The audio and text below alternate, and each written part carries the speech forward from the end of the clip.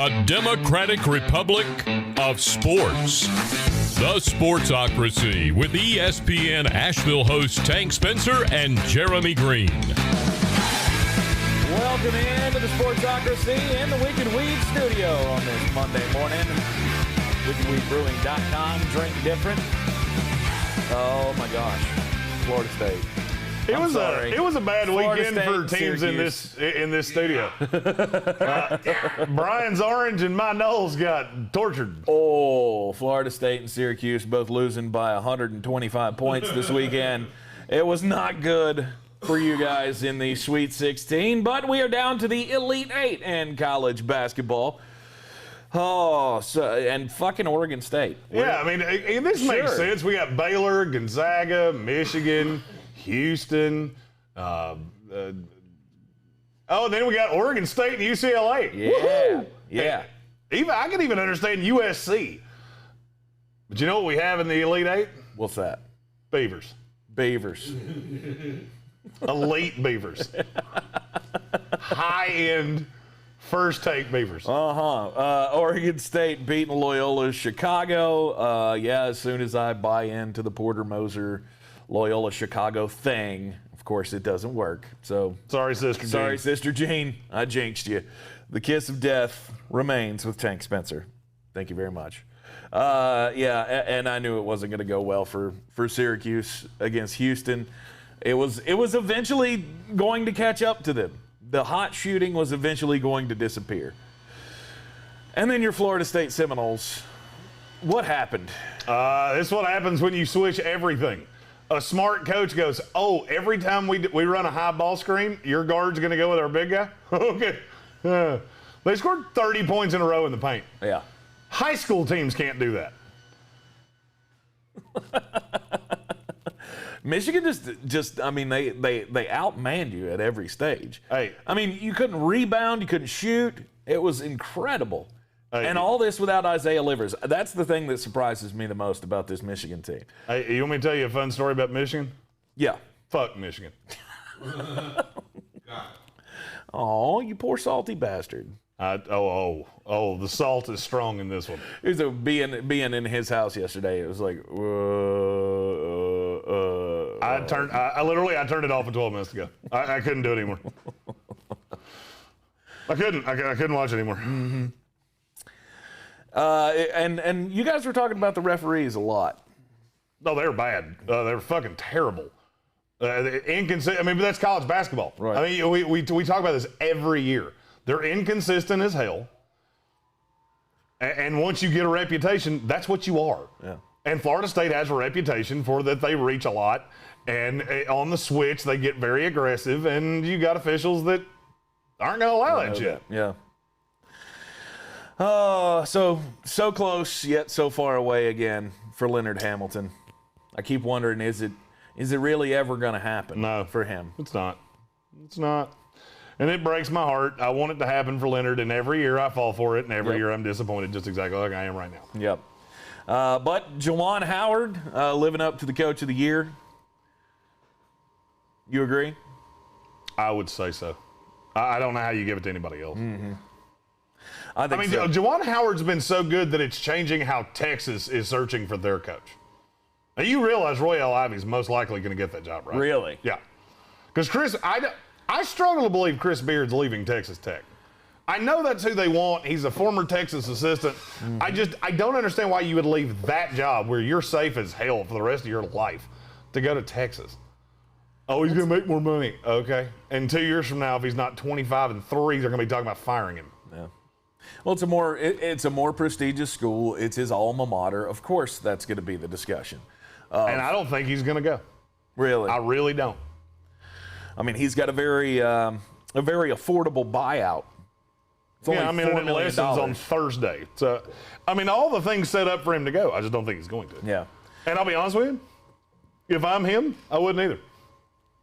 I mean, for the love of God, Indiana had to hire Mike Woodson. They went, well, we could get Brad Stevens or Holtman from Ohio State, or you know what we could do? We could hire that guy that's a gif of him just staring at the camera like, what the fuck? But Retire that guy. But were either of those ever going to happen? Hell no, but they thought it was. Well, of course My they God, did. You know what I've learned over the weekend? That old Colin Cowherd line that fan is short for fanatic, that is the truest statement in the history of time. Mm-hmm. Here's what I've learned. Message boards are the worst thing that ever happened to sports. Because people get in these little groups in their little fan junkets, and they bounce these stupid ideas off each other, and they think that's how everybody thinks. No, it's not. And then I tell you the truth, and all of a sudden I'm an idiot. Mm-hmm. No, I don't think I am. Mm-hmm. I've had I pissed off a lot of Jacksonville Jaguars fans. That's fine. You believe in Urban Meyer all you want to. Hope's great. Hope springs eternal. Mm-hmm. You're still bad. Texas basketball, you're not a great job. You pay a lot of money because you have to, because you have a lot of money. Indiana basketball, same way. Yeah. I could do this for an hour of things that fans think are better than they are. Mm-hmm. Immediately, the rumors began as soon as one of these high-level program coaches goes, and it all starts the same names keep getting thrown out there over and over again. First off, I still don't believe that Brad Stevens is going to leave the NBA. I honestly don't. I don't think the Boston Celtics are going to get to a point where they cut him loose. I mean, at least not immediately. And I don't know that he's signing up for a rebuild job for Indiana. It just doesn't mesh with me. And then, of course, Porter Moser's name gets thrown into everything because of Loyola Chicago's deep run into the tournament. And by the way, that's who Texas should hire. They won't, but that's who they should hire. Oh, I believe that all of the big programs should be reaching out to Porter Moser at this point. But there again, Porter Moser's going to have his choice of any job he wants. And he pretty much had the same a few years ago and decided to stay at Loyola. Mm-hmm. So what has changed for him in the last few years? He realizes he's at Loyola Chicago. Well, you would think. You have to strike while the iron's hot eventually. Agreed. Do you think he's interested in these big jobs? I mean, I can't see how he wouldn't be. He'd be a fucking moron not to. Mm-hmm. I mean, first of all, you're in Chicago. Cool. I mean, yes, you have a pretty decent amount of talent. Mm-hmm. If you look at where these kids that are playing for Loyola Chicago are coming from, it's not there. And DePaul's going to make a big boy hire because that's what they do. DePaul throws money at coaches like unlike any bad program out there. And they're going to throw money at him, by the way, just so you know. Right. DePaul will make a hell of a run at Porter Moser. Yeah. Mm-hmm. But I don't see that as a wanted job. Depends on how much you like Chicago. Yeah. I don't know. I just can't get down with that. I mean, DePaul has always been a second rate. It's a job that should be way better than it is. And the right coach can make it that. You're in a good recruiting spot. Mm-hmm. I mean, I'll be really honest with you. I think the DePaul job's better than the Texas job. Really? I do. In terms of if I'm Porter Moser, I would rather be at DePaul than Texas. I win 20 games there, they'll build statues of me. Mm-hmm. You do realize they ran Shaka Smart out at Texas, right? Mm-hmm. Have you heard that story that broke over the weekend? No, I haven't heard what actually They told him to go take the Marquette job. Yeah, Texas looked at him and said, it will be better for both of us if you'll go take that job because then we don't have to fire you. Mm-hmm. So that was a 3 seed in the tournament? 3. What was Texas? They were 3. They were 3 seed. And they were talking about firing him. Mm-hmm. And we're so convinced of it that they told him to take a second-rate job knowing full well this was going to come out. Yeah. Yeah, this is why you're Texas. Texas is one of those places I wish I could buy it for what it was worth and sell it for what they thought it was worth. Absolutely. And their football program's the exact same way. Uh-huh. And it always has been. They think that they're bigger than they actually are. And when they have some success and they get into the tournament and they have, a high seed, they don't do anything with it. And right. Well, it's not good enough because you don't win. Because you get there and you lose, and we're a better program than that. At least that's what they believe. Losing to Abilene Christian in the first round is not going to get it done. And that's how I immediately read the Shaka Smart thing, was that he was leaving town before he got fired. And you can't blame him for that. Why would you want to stick around and have that blemish on your record? Just move on to the next school. And I've heard a lot of people talking about how he's going to be better at Marquette than he was at Texas. Okay. He will be. He will be, and it's not even debatable. Well, it's a basketball school. There's a lot more focus put on basketball at Marquette than there is on at Texas. Disagree. Really? Texas is focused on everything. They spend money at a level that very few other places do. Mm-hmm. No, he will be more successful there because he's from there. This is one of the things that's always made me laugh about how coaches are hired in college basketball. Your geographic location matters a lot because you have relationships with these coaches. Mm-hmm. Shaka Smart had no relationship whatsoever in the state of Texas. Right. So you got a guy like Chris Beard, Buzz Williams at Texas A&M, Lon Kruger at Oklahoma, Bill Self at Kansas. You know what all of them have that he didn't have? Relationships. Mm-hmm. So, yeah, I think he will be markedly more successful at Marquette. Well, it's about time because that program was stifled underneath Wojciechowski. And do you think that he's going to get a job, a big job somewhere, or do you think he ends up on K's bench? Wojciechowski? Yeah. He probably ends up at Duke for a year or two. That's what I thought. It didn't go particularly well at Marquette, let's be really honest. Mm-hmm. I mean, he was there 7 years. They made the tournament, 3 times? Yeah. And 2 of those were with Marcus Howard, who's probably top 5 best player in program history. Yeah. And now is a bench player for my 2021 NBA champion Denver Nuggets. Is he really? Yeah. I did not know that. He's the 15th man off the bench. I was yesterday years old when I found that out. Oh, okay. I was watching the game cast to see just exactly how good Aaron Gordon was. Mm-hmm. By the way, it's real good. It's real good. Yeah, it was very nice to see him coming off of screens and doing big things in the paint with them. Hey, you know, you want me to tell you a dirty little secret about Aaron Gordon? He's real good at basketball. Mm-hmm. And now that you have Nikola Jokic, who's the best facilitating big man in NBA history, yeah.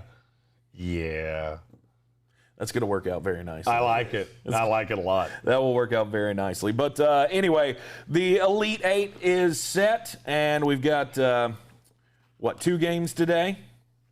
Tonight, yeah. Yeah, 2 games tonight, Baylor and Arkansas, and Oregon State and Houston. Oh, I'm going to try this sweeping declaration thing again because I keep fucking it up. All right. Arkansas beats Baylor. Arkansas, there's something about that Arkansas team that I'm just drunk on. Okay. But you don't know what it is about them that you like so much? They've bought into Eric Musselman to the highest degree. Mm-hmm. There was absolutely no reason for them to beat Oral Roberts. But they did. Mm-hmm. Max Abmas, by the way, if he's not a first-round pick, you're doing it wrong. NBA teams, if you can't figure out that guy has a role in the NBA, I cannot help you. Oh, he's too small. Oh, okay. So is Allen Iverson, so just throwing that out there. I'm not saying he's that good. I'm just saying this is I've watched a lot of college basketball in the last 2 weeks. Mm-hmm. That kid's an NBA player. I haven't seen a lot of NBA players in this tournament. That kid's one of them. You haven't seen a lot of NBA players? Not high-end. All right. Who that you saw over the weekend is a high-end NBA player? Oh, well, I believe Jalen Suggs, Evan Mobley. That's one. That's another. There were 16 teams that played. You said 2 guys. I think Jared Butler's going to be a fine NBA player. I don't. Really? No. Okay. High-end, consistent NBA player. Guy that plays in the league for 10 years. Mm-hmm. And then? Hunter Dickinson. He's really thin. Well, I mean, he's a freshman. Really thin. Yeah, and he's going to come out. Yeah, he's going to come out. After what he just did to Florida State, yes, he's going to come out. Mm-hmm. Because why would you stick around? What is the purpose of sticking around? You got this G League shit that basically invalidates everything that you do because you're losing 10 of the top 100 recruits every year. And so NBA teams are going to keep saying that. Mm-hmm. Yeah, I think Hunter Dickinson comes out.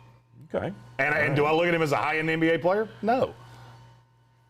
Do you realize who he would have to guard in the NBA?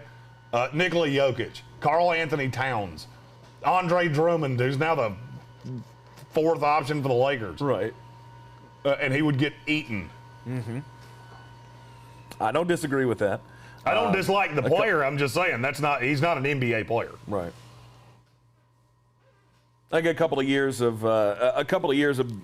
growth would do him well, but if you say he's going to go pro, because why wouldn't he? I trust your judgment on that one. So the things about his game that would bother an NBA team, they're not going to get better. He's not going to gain 60 pounds between now and his senior year. Yeah. He is what he is.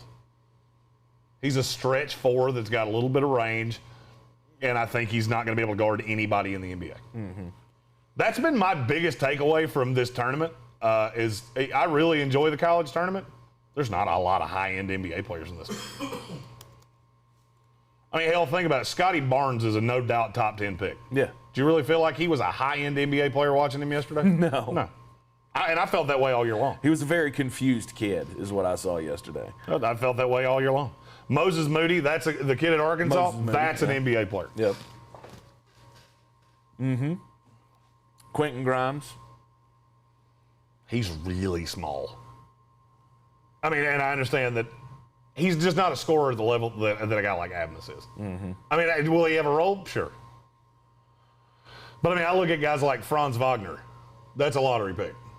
You really look at that kid and think, yeah, he'll be in the league for 15 years. Mm-hmm. I don't. I look at him and see his brother.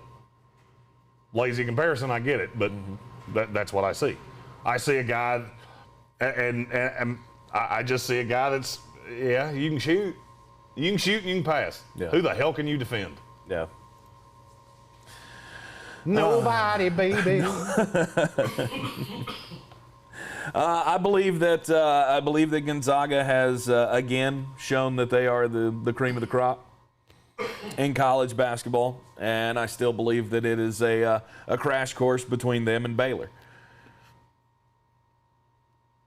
And you think old Eric Musselman's going to have? I can tell you definitively, I'm taking Arkansas plus 7.5 tonight.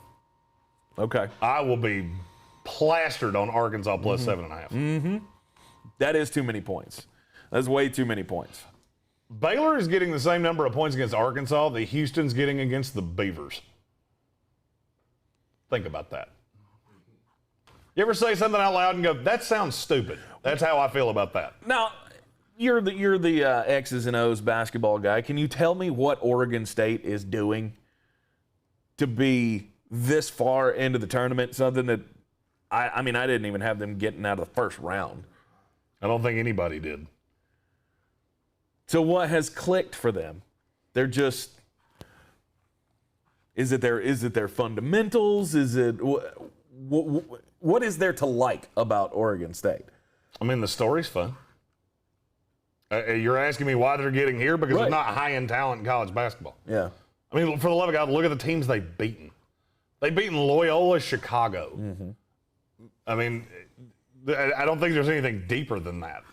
You look at, I mean, if you're playing the box score game, they've shot reasonably well. Mm-hmm. But, I mean, other than that, it just is what it is. This is what I told you was going to happen. The talent discrepancy is not that big because you don't have high-end NBA players. Mm-hmm. Number one pick in this draft, Cade Cunningham, gone. Yep. Opening round, bye. Bye-bye. Jonathan Kuminga and Jalen Greene, they're in the G League. Jalen Suggs is on a juggernaut. That's about it. Mm-hmm. Evan Mobley, look at what Evan Mobley's doing. That should tell you everything you need to know. That's a high-end top 5 NBA draft pick. Mm-hmm. He is destroying people. He looks like Conan the Barbarian compared to most of these dudes. It looks like me trying to guard him. Yeah. His dunk late in the game might have been the best dunk I've seen in a tournament. It was good. I mean, it harkened back to Darvin Ham breaking the backboard against Carolina. He's a tremendous – he's the high-end player in college basketball that nobody talks about. Mm-hmm. And it's West Coast bias. Mm-hmm. It's because he plays at 10:30 at night. You don't see him. Yep. That's been a kid I've been on all year long. That's the modern NBA big guy. Mm-hmm. Because he's athletic enough to switch on fours and down low. By God, nobody knows how to defend him because he has good feet and he can just get to the rim. Mm-hmm. That's a modern NBA big man. Yeah. And you just don't see many of those. And that's the reason USC's in the Elite Eight, because nobody knows how to guard him. And I got news for you. Who do they play? Who? Who does USC play? Oh, Gonzaga. There you go. Just saying. You think they could beat Gonzaga? It's the best player they've played all year. And you're telling me that old Mustachio is going to guard him? Okay. Oh, you're serious. You think Drew Timmy's going to defend him? Yeah. Really? Yeah. No. Okay. Drew Timmy's like 2 inches taller than I am. Mm-hmm. I still believe Gonzaga has the best team in the field. Oh, I agree with you, and I'm not definitively saying USC is going to beat them. Okay. I'm saying people are going to write that off like it has no shot of happening. Oh, no. It'll be the best game they played so far. It'll be the closest game that Gonzaga's played so far. Creighton had nothing for them. Nobody's had anything for them. I'll tell you That's one the thing. point. You asked me about Oregon State. I'll tell you one thing they do that really like warms my soul. Okay. They make fucking free throws. Yeah. Hey, Alabama. How does free throws do you? God. Oh, God God. almighty. He missed both those by like the width of this desk. Was it 4 seconds left in the game? And the guy goes two. And the guy two. Make fucking one. That's all you have to do. Make one. You go to the line down by 1, and you got the player of the year in the SEC at the line. Of course, he was defensive player of the year as well. Defense very much outweighs his shooting ability.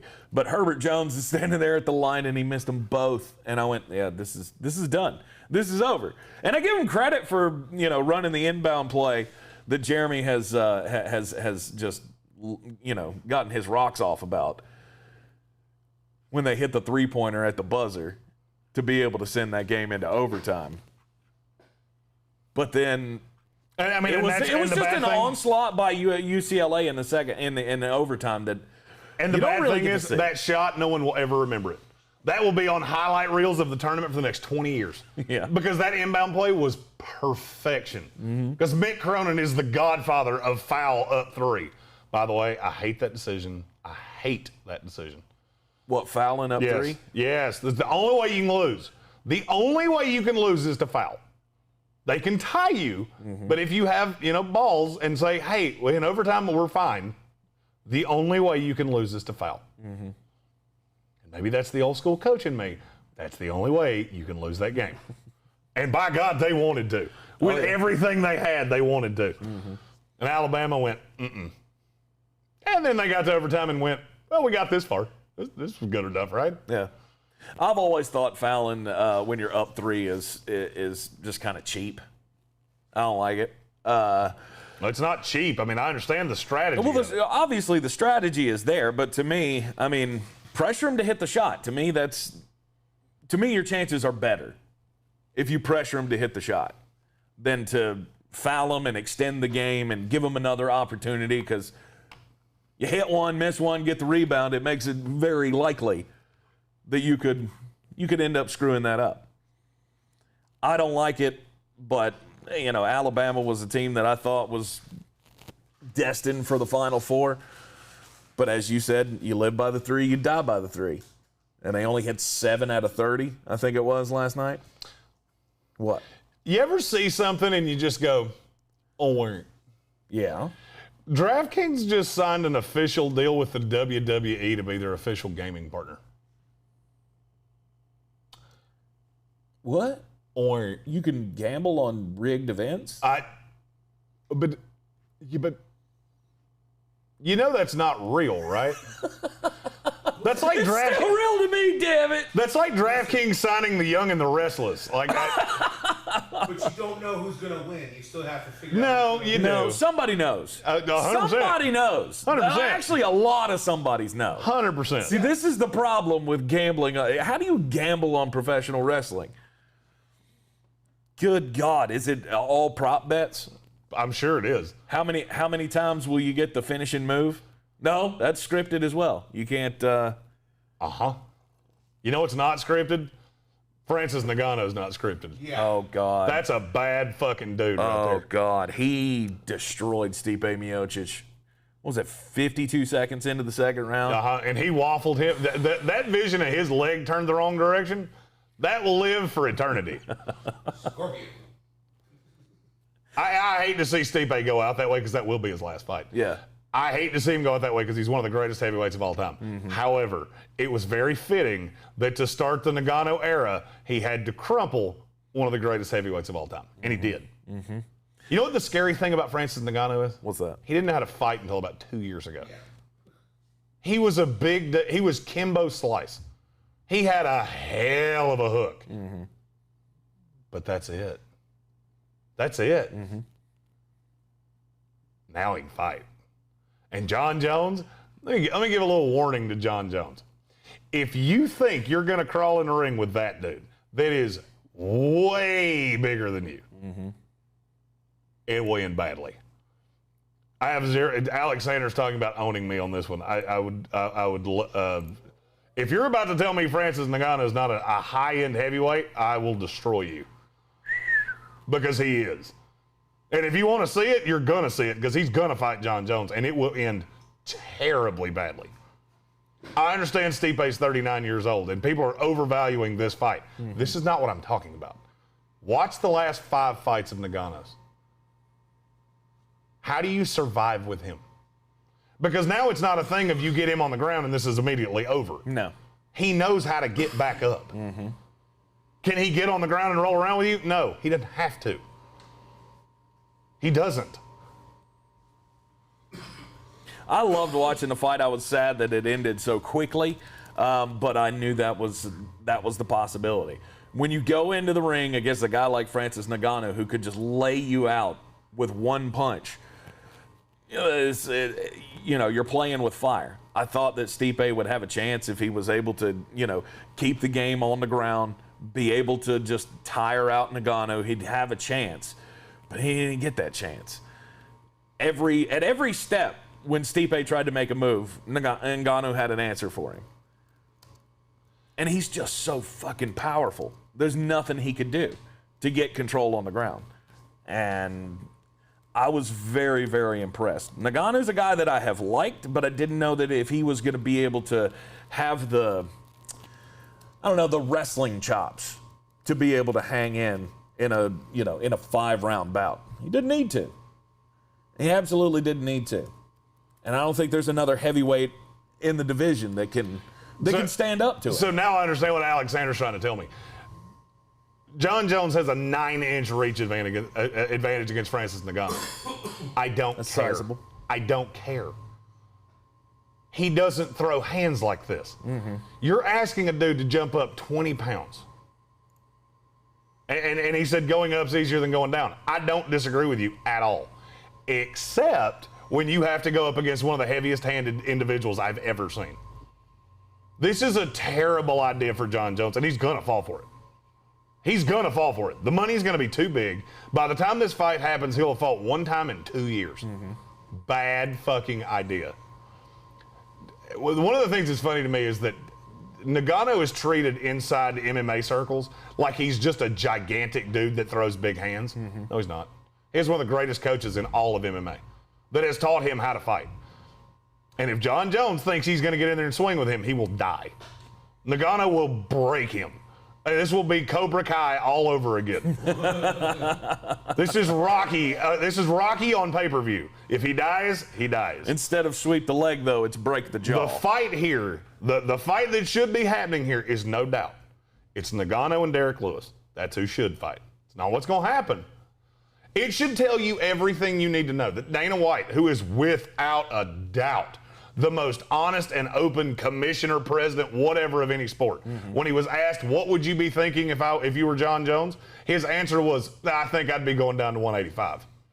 That tells you everything you need to know. And I understand John Jones and Dana White don't get along and there's been contention. I get it. He was trying to tell him, this dude will end you. Don't do it. I'll let you do it because it'll make me a buku of money. He will make 17 shitloads of money on that fight. And I'm here for it. I'll watch it. It's a bad idea. Mm-hmm. It is a bad, bad, bad idea. Francis Ngannou takes home the heavyweight title after just demolishing Stipe Miocic. It's a fantastic story. And, on the fight, what's his name? Fear Factor guy? Joe Rogan. Thank you. Joe Rogan was talking on the broadcast about his story and about how, he had to evade his home country to try to make it to Europe and all. And he tried, 12 times over 12 months or something like that. Kept getting caught, kept getting sent back.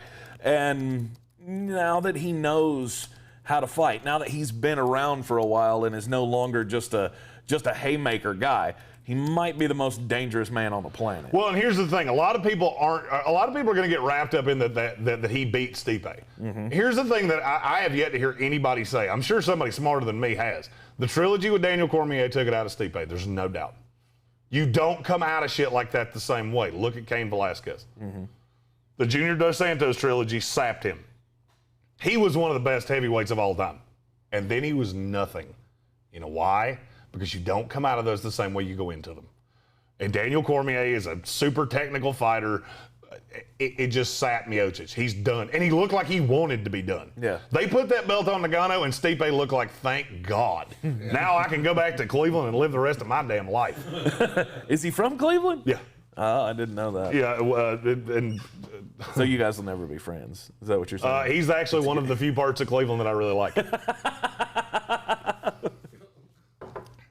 I don't know. The build up to that fight didn't have the fire. I think Dana White really wants. He would really love to have a showman as the champion, and he hasn't had that. No, Stipe was just really good. Mm-hmm. He was just very good at everything. Well, I mean, he showed up to the press conference before the fight looking like a soccer dad who just got off. He always got off of practice. He always has. See, this is what's funny to me about people that swoop into UFC and then swoop back out. That's what Stipe Miocic is. Mm-hmm. There are people, I just found out about the Mandela effect. There are people that to this day think Stipe Miocic is like 6'10". No. Because they think he's Stephen Struve. They came up at the same time, and then one went and the other went. If I had $1 for every tweet I saw on Saturday night that said Stipe looks shorter than I thought he was. No, he's the same height he's always been. Right. You're confusing him with someone else with a similar name. That's the only thing I can figure. Right. Stephen Struve was like 6'11". Couldn't play dead in a Western, but he was very tall. Mm-hmm. By the way, that's why I don't put a lot of stock into the length thing. It matters. Don't get me wrong. I'm not saying it doesn't matter. What I'm saying is I think Francis Ngannou's head is the same density as a cinder block. I think you could hit him in the face with a baseball bat, and I don't think he would go down. Mm-hmm. And now he's figured that out. That's what changed about him. When Ngannou was younger, the problem he had is that he would throw haymakers, and when they didn't land, he would wear himself out. Now he knows he doesn't have to do that. Right. He's figured out, I can take your best shot, but I'm going to get in there, and I'm going to give you mine too. And I don't think you can take mine. I don't think there are many humans in this world that can do that. No. Yeah. I really don't. And watching Stipe Miocic just crumble under the power of Francis Ngannou made me go, holy shit. This could be, 3-year title reign? I mean, it depends. I mean, it doesn't look like to me that there's anybody that is in his class right now. Well, here's the thing.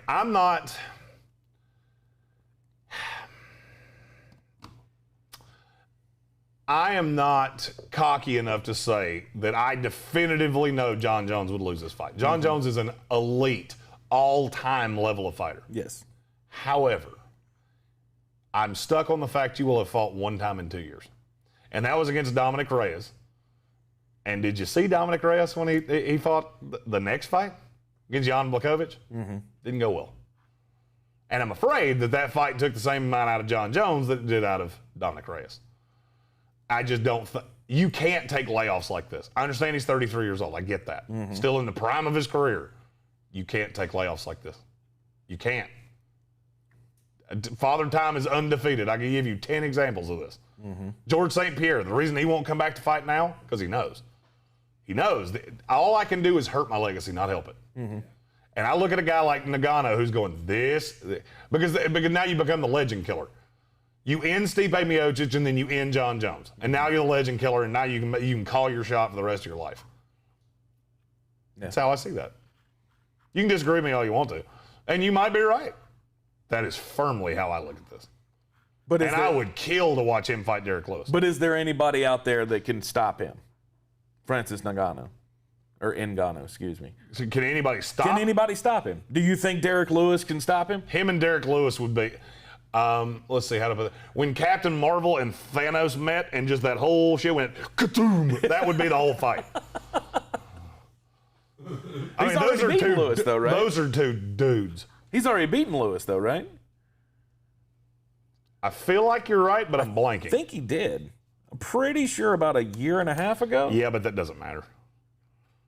Ngannou's not the same fighter today that he was 2 years ago. No, he's more dangerous now. That's kind of my But point. so is Derek Lewis. Okay. Derek Lewis has become a dog. Yeah. No. He lost to Derek Lewis. Oh, he lost to Derek I was Lewis. here Okay. thinking, this doesn't sound right to me. Okay, I'm sorry. That was his last loss, was to Derek Lewis. Okay. I knew in my head, I was like, that doesn't sound right. Why does this not sound right? I mean, you know better than I do. Yeah, he lost to Stipe, and then he lost to Derek Lewis. Mm-hmm. And then he went on this fun, fights aren't going to last real long with me. Yeah. None of the fights lasted real long at UFC 260. Can I tell you the longest one was the women's match. Can I tell you a fun story about Francis Ngannou? Yeah.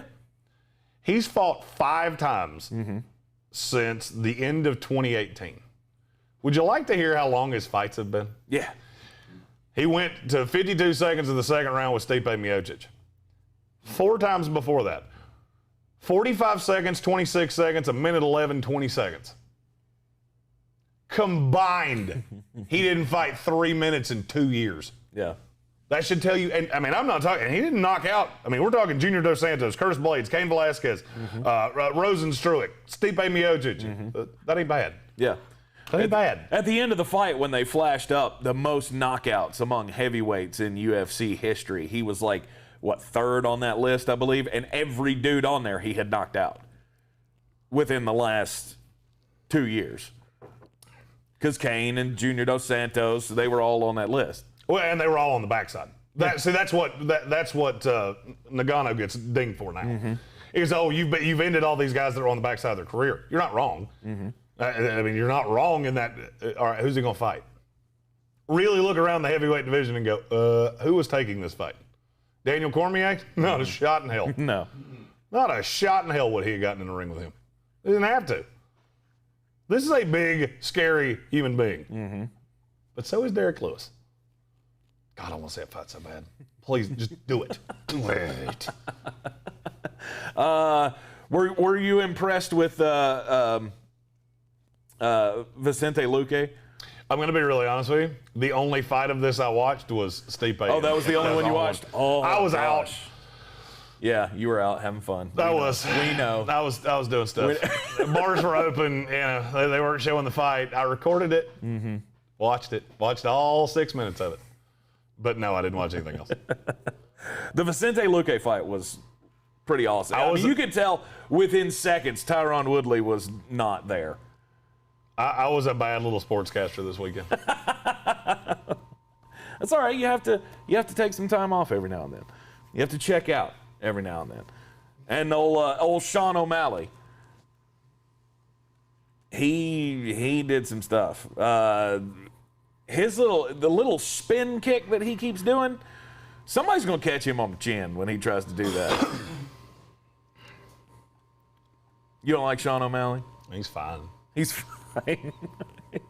We got a lot of shit to talk about. Sean O'Malley ain't one of them. Oh well, okay. I'm just trying to put a bow on the whole on the whole thing. Yeah, Francis Ngannou's a bad motherfucker, and lots of quick fights. Lots of quick fights at UFC 260. Obviously, Friday things went really interesting.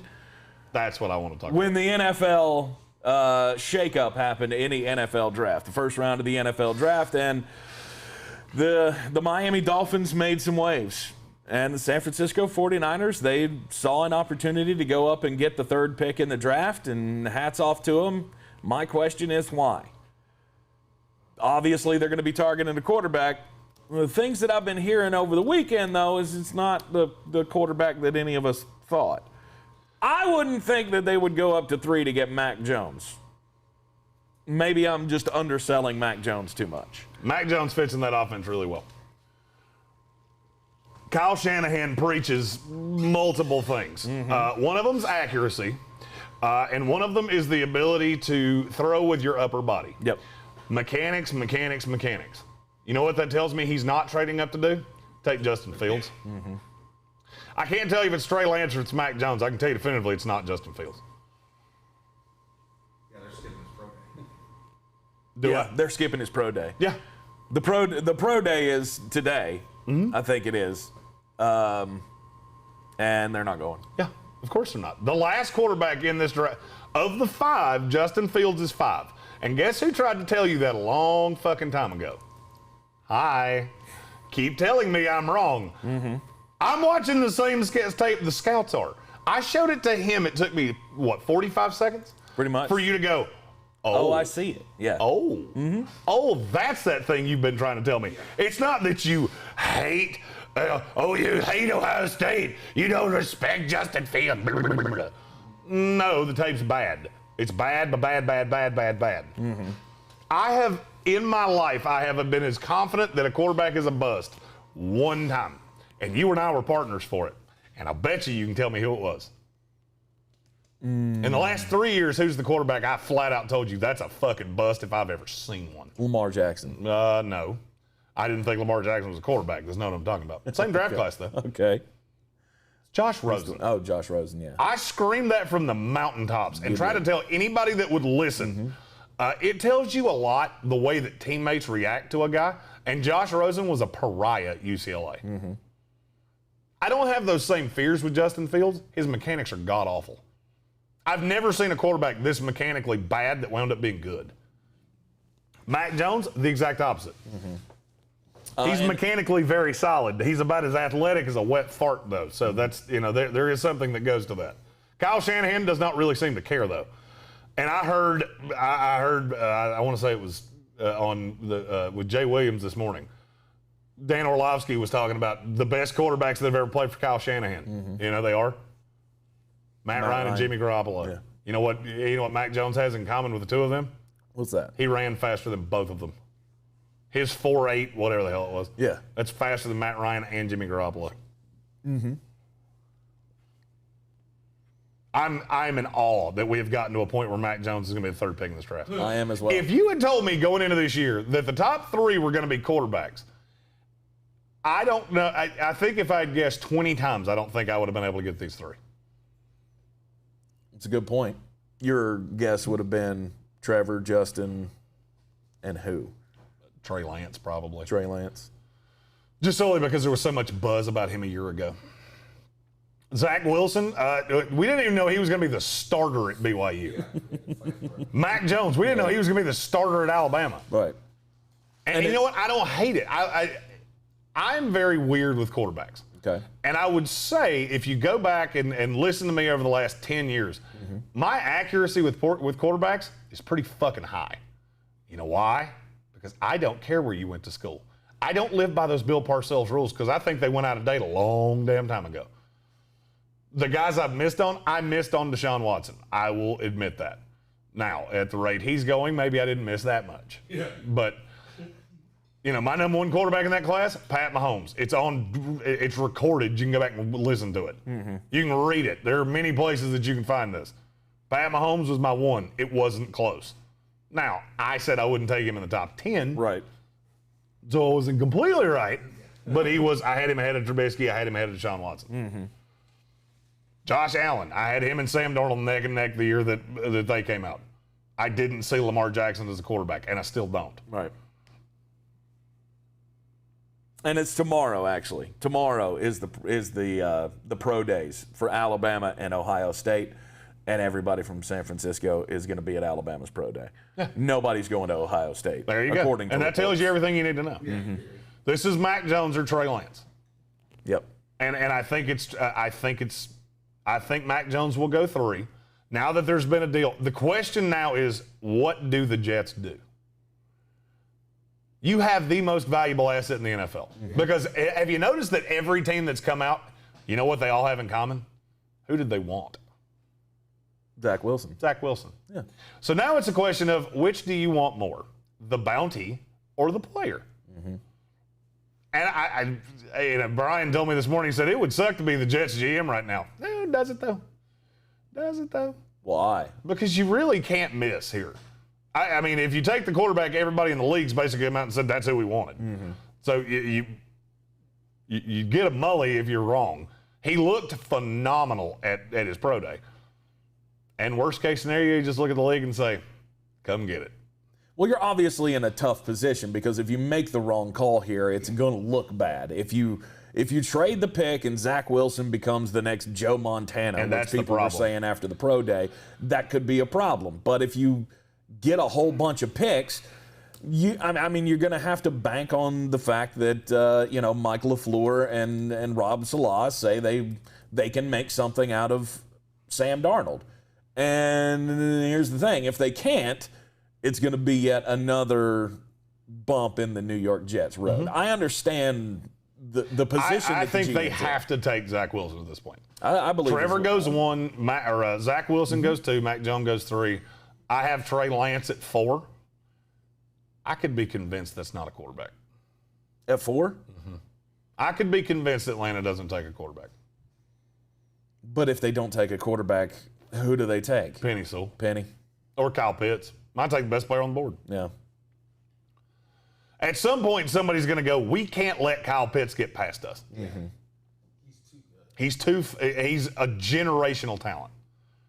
And I'm going to be honest with you, I said this live, and basically every bit of intel I've gotten since has confirmed this. Mm-hmm. Miami traded back up at 6. It was not to get a receiver.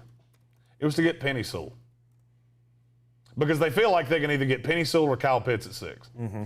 Because Jamar Chase is most likely going to go 5 to the Bengals. And that's basically because Joe Burrow wants Jamar Chase. Mm-hmm. Now, I don't think they should do that, and I think if they don't, he could fall. Now, there's one player that's no doubt falling, and I don't think there's any way around it. It's Devontae Smith. Yeah. Devontae Smith's going to fall further than you think he will. Because I don't see a soft place for him to land. Mm-hmm. I could see Jalen Waddle going over him. I could see Jamar Chase going over him. That seems like a bit of a stretch. Not really. What's a stretch? That Jamar Chase goes ahead of Devontae Smith? Jamar Chase has been ahead of Devontae Smith the whole time. Really? You've said that multiple times. I'm the one that said he was going to fall because he opted out, and he still could. No, I believe so, but I thought the community believed otherwise. It's not universal. Okay. The one universal thing is Jalen Waddle's better than you think he is. That's the one thing we all agree on. Mm-hmm. Every person I've talked to that does what I do, we all agree. Jalen Waddle's the guy that's going to go higher than you think he will. Mm-hmm. I'm to a point now of I could see Jalen Waddle going over Devontae Smith. Because what's going to happen is you're going to watch tape and you're going to see how this kid he gets hit across the middle and he's $170. And teams are going to get freaked out about that. There's just no doubt. Mm-hmm. There's been one receiver in NFL history that was smaller than him that's ever gone in the first round. His name is Marquise Brown.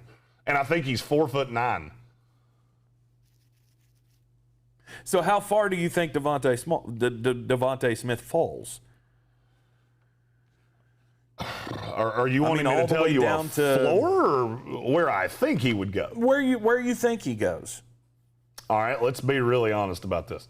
If he gets past Miami mm-hmm. and he gets past Detroit, where now? Carolina's not. Denver's not. Mm-hmm. Dallas isn't. Mm-hmm. Giants probably aren't. Mm-hmm. Philadelphia? I'd say Philadelphia's probably the floor. That would be my thought, is that's probably the floor. Mm-hmm. And you pair Devontae Smith with Jalen Hurts. Sorry, couldn't say that while laughing. Well, he's not for Jalen Hurts. He's for the next quarterback. He's a toy for the next guy to use. Well, they play together, so it's not like... Well, they have played together.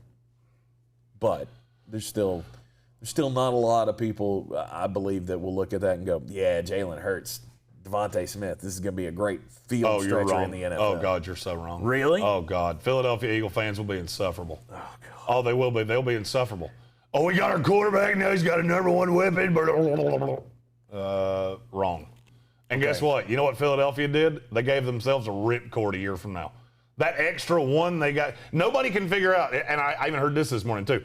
Nobody in Philadelphia can figure out what Howie Roseman's doing. I told you what he was doing Friday. Not an hour after this trade was made, I literally sat right here on that camera right there and told you exactly what he's doing. He gave himself an out. Because now, the Eagles are one of the 5 worst teams in the NFL, and I don't think anybody with a brain can disagree with that. Agree. Now, no matter what quarterback they're on, they're going to have a pick in the top 5, and they're going to have an extra pick that will help them get wherever they want to. Because they're going to pull the ripcord on Jalen Hurts after a year, because they've seen it. And if you don't believe me, ask me when was the last time you saw a rookie quarterback like this that had this little help? I understand they're up against Sam the cap. Darnold. And Philadelphia's worse than the Jets are. The line is worse. They have one offensive lineman that's a plus, and that's Lane Johnson. Right. And Jason Kelsey. That's it. Name me the starting receivers of the Philadelphia Eagles right now. Jalen Reagor and Travis Fulgham. Is he still with the team? I thought he was a free agent. I think he is, but Greg Ward. Right. Dallas Goedert. Yeah, that's formidable. That's tremendous. My God, that's a receiving core. What quarterback could go wrong with that? He's got Miles Sanders, too. Who can't stay healthy. No, I think every Philadelphia Eagles fan should, get outside their own minds and realize you're not a contender for anything except for the first pick in the draft next year. And that's what they're doing. They're giving themselves an out. Why did Philadelphia do this? Why would they pass on a receiver? Because why do they care? Why would you waste a year on the rookie scale? They're going to take a guy at 12, probably going to take Devontae Smith at 12. They're probably going to take whatever receiver falls there at 12, whether it's Waddle, Devontae Smith. I don't think Jamar Chase could get there, but he might. Kyle Pitts certainly won't. Why would you waste the money? You know you've got a quarterback can't get in the ball. True. So what the hell does it matter? You kick the can down the road, end up with an extra first-round pick, knowing full well that you've wiped the decks on the cap ledger for next year. And now you can rebuild this team. It's Houston Texans North. That's what Philadelphia is right now. That's bad news. Bad news for Philadelphia Eagles fans, but as a San Francisco 49er fan, you've got to be real happy right now about where you sit, being third in the draft. You better be right. Well, at you least give up that much, you better be right. Here's another. At least you're taking your shot. Can you name the quarterbacks that teams have traded up for in the last 8 years in the top 3? No. It is a minefield of disasters. Mitch Trubisky, Sam Darnold, RG3, Carson Wentz, Jared Goff. It's a wasteland. You know why? There's a very simple reason for this. Why's that? Because when teams really believe in quarterbacks, there's not a price high enough that you can give them for them to come off of it. If a team called the Jacksonville Jaguars right now and said, we'll give you our next 10 ones, you know what they'd say? Fuck you. Fuck off. I'm not going to be the GM that traded the next John Elway. I'm not doing it. I think that's kind of where Joe The Douglas Jets is are. right now. That's exactly right. I think that's where Joe Douglas is right now. Yeah.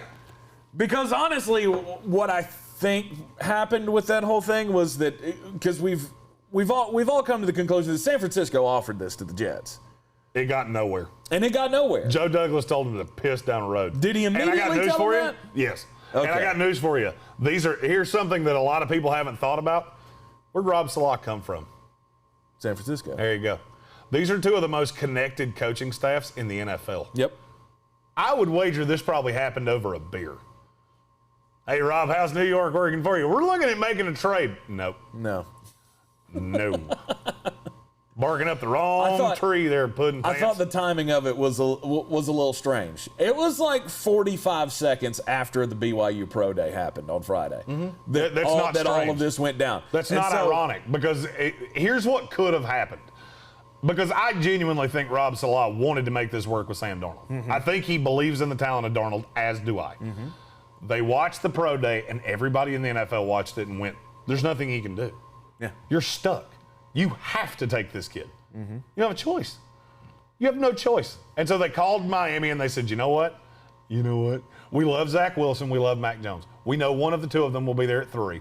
We don't think they're stupid enough to not take Zach Wilson, but we're fine. And that's what I said in live time. Mm-hmm. As soon as it happened, I said there's 2 guys they feel good about. Not saying they feel equally good. They would rather it be Zach Wilson. Yeah. But they're completely content giving up 3 ones to get Mac Jones. And that's what they're going to do. Mm-hmm. How I imagine this thing playing out on Friday was they saw they had the offer out there on the table. They saw the pro day, and either they got the confirmation just looking at it, or somebody made a phone call and said, no, we're not taking that deal. We're staying at 2. Yeah. And then they had to pull the trigger with Miami. And now the question is, what do you do with Sam Darnold? Thank you, Copernicus. I got that. That's not what I'm talking about. What I'm talking about is, do you trade him now or do you wait? What are you waiting for? Somebody to get hurt. A team to be desperate. So you could see a path where Sam Darnold and Zach Wilson go into training camp, both members of the New York Jets. Okay. Do I think it's an ideal scenario? No. But you know what I know definitively? Joe Douglas is not going to give Sam Darnold away. Mm-hmm. He's not. Because you know that thing you just said about, we could end up trading Zach Wilson and he becomes Joe Montana. Yeah. You got the same risk with Sam Darnold. Yeah. You got the same risk with Sam Darnold. That you could trade him and he becomes an elite quarterback somewhere else. Do you though? 100%. Okay. If Sam Darnold was in this draft, he'd be the 2nd pick, and it wouldn't even be a debate. Mm-hmm. It wouldn't even be discussed. I can't see them getting past the draft with him. I'm not necessarily saying I think it happens. Because I think legitimately Carolina or Denver, one of those 2 teams will offer up their picks to get Sam Darnold. I firmly believe that. I've already said this. Daniel Jeremiah just came out with a fun little tweet. Okay.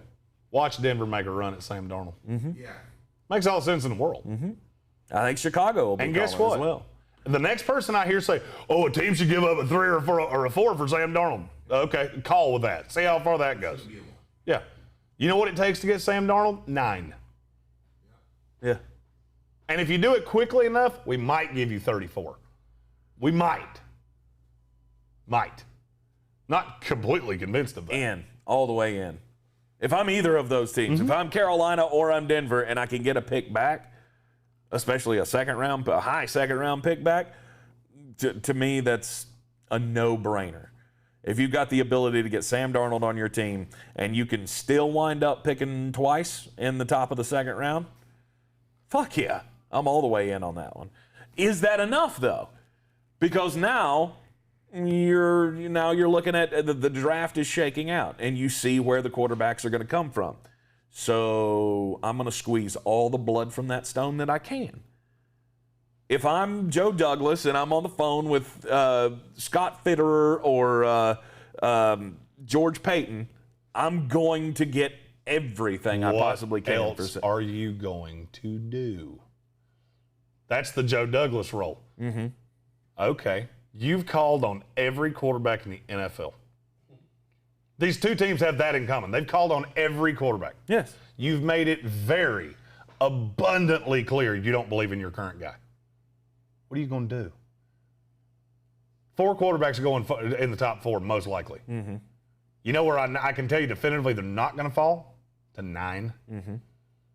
You think George Payton wants to start his reign in Denver by taking his 5th favorite quarterback? I think he already did. I think Denver already did that once, and his name's Drew Lock. Yeah. The Paxton Lynch. They did that twice. Not going to happen. Tim Tebow, they did it 3 times. Not going to happen.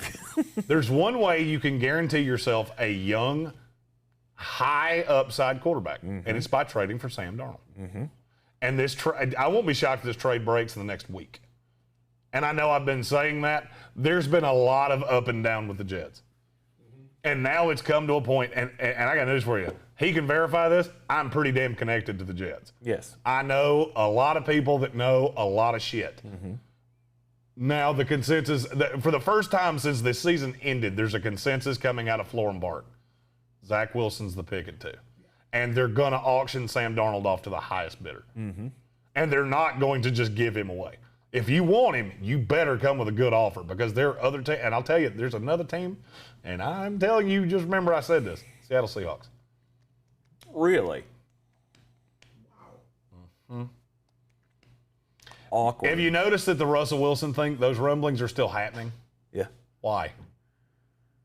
Why? Because somebody, somewhere, wants you to know that. Mm-hmm. You think it's the Chicago Bears? Because I don't. I think it's either Russell Wilson's agent or it's the Seahawks. They want it out there. Seattle made a lot of win now moves. No. Did you notice over the weekend they just cut Jaron Reed? Yep. Weird, isn't it? Weird that they just would let go of a 28-year-old starter at 3 technique. Mm-hmm. Didn't have that great of a pass rush anyway. He was one of your best pass rushers even though he's on the interior. It's weird how that happened. Weird how nobody talked about it either. And now that bastard ends up going to the Chiefs. Which is weird to me because I don't understand the fit. Him and Chris Jones play the same position. Yeah. I don't understand it at all. You got a chance to win a title. And that just, that gives them more ammo on the defensive line. I don't know. Maybe they need to spell. Well, would you bring in Jaron Reed for that? Not at $7 million. They think they can play them together. They think they can play them together. Mm-hmm. Look at what Seattle has done free agent-wise. They've signed one guy for more than 2 years. What does that tell you? That it's coming to an end. Yeah. There it is. Mm-hmm. They're looking around, and the writing's on the wall. Mm-hmm. San Francisco has gone to get their high-end quarterback that they believe in. Whether you do or not, it doesn't fucking matter. They have found a guy that they think in their system is their dude. So now you look at Arizona, and you look at the Rams. I've been saying, I feel like I said this before anybody else did. The Seahawks look around, and it's like Will Smith in that episode of The Fresh Prince of Bel-Air. You look around, and nobody's here. Right. There's no furniture. All your shit is gone. And that's what Seattle's doing right now. I was a year ahead on this. Mm-hmm. The Jamal Adams thing was a disaster. If you could go back in time,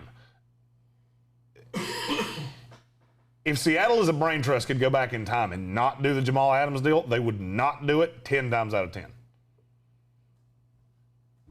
And it's not debatable. I said it as soon as they did it. You're going to regret doing this. Mm-hmm. It's one thing to have Maseratis. It's another when you have Maseratis and you're living in a trailer park, which is what the Seattle Seahawks are doing. And it's what they've been doing. Right. You keep buying really nice cars and sticking them out in front of a double wide. Because that's what their offensive line and their defense has been for an extended period of time. And now you've alienated your biggest asset. But what I'm telling you, the fact that this keeps coming out, the fact that this has been a story for this long, if teams want this narrative to die, they kill it. Seattle hasn't done that. Right. Have you noticed that? Seattle has never come out and said, Russell Wilson's our guy. Right. This is our dude. No, you put out a press release that intentionally omitted him. Why? Because you're trying to prove a point. Now, what that point is, I don't know. I'm not in meetings with the Seattle Seahawks. Here's what I do know. I've been covering this league for a long damn time, and high-end quarterbacks that come up in trade rumors, that shit gets squashed and nothing flat. Mm-hmm. You know when it didn't? Jay Cutler. That didn't get squashed. That was allowed to fester until a team came along and did something stupid. Right. And that's exactly what the Chicago Bears did, and that's exactly what the Seattle Seahawks are waiting on right now. But they already had the offer on the table and said no to it. And now... Because that wasn't stupid. What Chicago offered was not stupid. You're going to give me a 30-year-old pass rusher and a pretty good defensive line piece and 3 picks in the 20s. Okay, they don't have their own pick. So this is not like they can move around the draft order. You need somebody to do something stupid. You need dumb. Dumb to dumb to dumb to dumb to dumb. You need what San Francisco just got. Or what San Francisco just gave up. Okay. A 12. So they got the 12th pick in this draft, which means you're going to get a day one impact starter from that move. Yes. 2 more picks that, where do they fall? If I told you right now that San Francisco picked in the top 10 of the next 2 drafts, would you be surprised? Yes. I wouldn't. With a rookie quarterback that you don't know what he is? I'd be Mac Jones comes in and he's Rex Grossman. How good's this team? That's been my comp on Mac Jones the whole time. Right. If he comes in and he's that, how bad's this team? There you go. You're in a division with two teams that are definitively better than you. The Rams and Cardinals are both definitively better than they are. You're telling me that wasn't in the back of Miami's head? Mm-hmm. Oh, we trade down 9 spots and we could end up with 3 picks in the top 15 because you may not make the playoffs. Seattle keeps Russell Wilson. It's very debatable who the worst team in that division is. Mm-hmm. And worst is it's a literal term. Right. They'd be the best team in 4 other divisions. I'm not saying they're bad. Mm-hmm. What I'm saying is you got to beat teams in your own division. And Miami sees upside. Seattle gets an offer like that, I wouldn't be shocked if they took it. If Carolina came along right now and said, we'll give you 8 in this year's draft, our 1 in 2022, our 1 in 2023, along with a couple of these young defensive pieces. Mm-hmm. They say, oh, we'll do those 3. We'll give you Jeremy Chin, and we'll give you Dante Jackson. It's just names off the top of my head. You think Seattle says no? No. I don't. I don't at all. I don't at all. I just can't see. I can't wrap my head around Seattle being a player for Sam Darnold. Unless they can do something with Russ. And I don't know that they're at that point. Oh, they're definitively not going to do one without the other. Right. I don't know that they're at the point where they can do anything with Russ. Oh, they can 100%. They can do whatever they want to. If Russell Wilson wants out of Seattle, he'll get out of Seattle. Mm-hmm. He has no trade clause. He gave them 4 teams. Well, now none of those teams are options. Mm-hmm. The Saints are killed against the cap. The Cowboys just gave Dak a big-ass deal. The Raiders are killed against not killed against the cap, but you gutted the line, and now you got the same problem in Vegas that you did in Seattle. Right. And then you got the Bears. The Bears don't have what Seattle wants. Mm-hmm. Do you think if they go to Russell and say, how bad you want out? How bad you want out, Russ? Mm-hmm. You want to go to the NFC South where you got the Falcons that are disgustingly killed against the cap for the next 10 years, the Buccaneers that have kicked this can down the road, and 2 years from now they're going to be an expansion team, mm-hmm. and the Atlanta Falcons who are stuck with 406-year-old Matt Ryan. And you can go to Carolina and throw to Robbie Anderson, DJ Moore, and whatever other little piece, and Christian McCaffrey, mm-hmm. and what other little pieces they find. Where'd he go to school? Where'd he go to school? Yeah, he went to NC State. Yeah, Raleigh. Yeah. It's awful close to Charlotte. Yeah. Played minor league baseball in the city we're sitting in right now.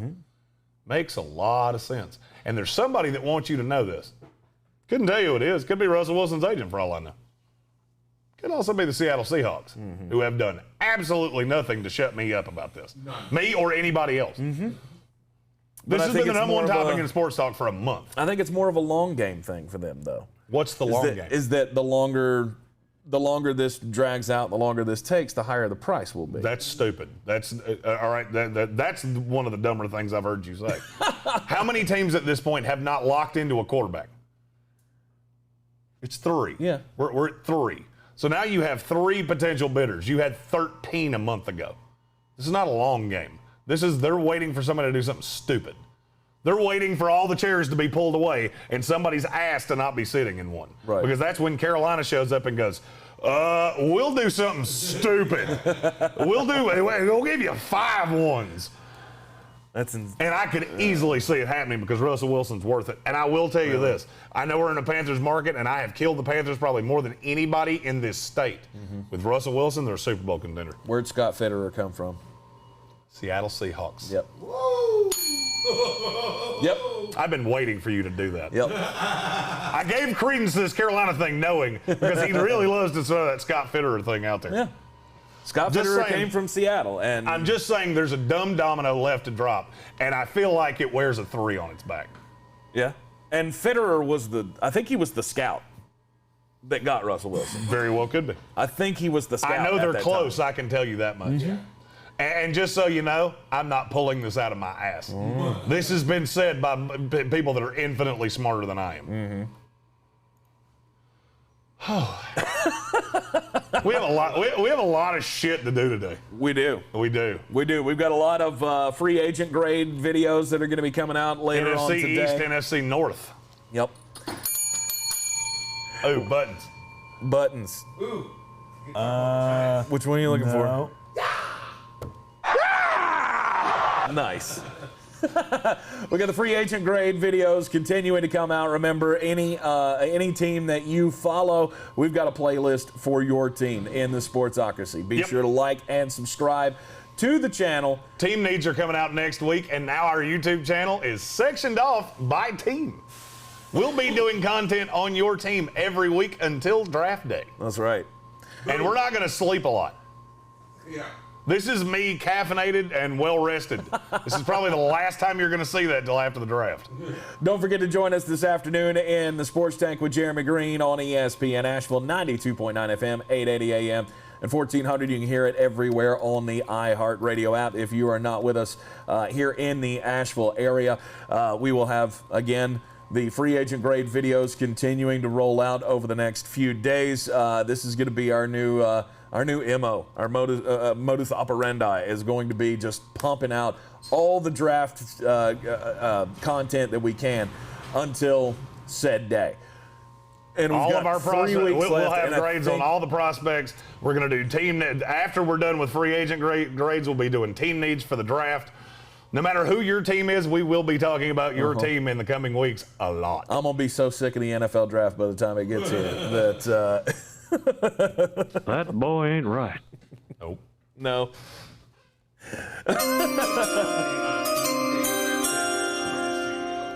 Oh, yeah. Oh, yeah. Oh, yeah. Oh, and the ultimate is that we're going to be here live for every pick of the NFL draft. It's going to be a lot of fun. Nerd Fest 2021. Yep. Get in on it now. Share it with your friends. Tell them where they can find the best team-by-team content on YouTube. Unless you're a Jaguars fan. And you people like just keep telling me to kill myself. It's fine. I'm not gonna, but hey, I laugh. Your misspelled death threats are funny. All right. I'm Tank Spencer. He's Jeremy Greene, and we are live in the Wicked Weed studio, wickedweedbrewing.com. Drink different. We'll see you this afternoon.